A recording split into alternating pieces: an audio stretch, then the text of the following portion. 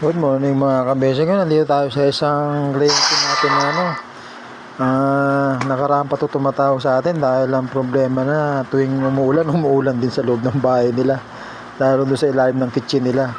Lumalabas na doon sa exhaust fan nila, sa mga ilaw nila yung tubig. So yun, hanapin natin kung saan ang gagaling mga kabese. Kaya magbubukas tayo dyan ng tabas ako dyan steel matting. So ito yung tsura nung flashing nila oh. Yan, nakapatong lang mga kabasic sa slab at yun may butas pang malaki. So dyan malamang naiipon ng tubig. Kaya ginawa natin dyan mga kabasic, tinapingan natin yan. Yan, magmula rin sa tubular at yung flashing nila, tinapingan natin hanggang doon sa dulo.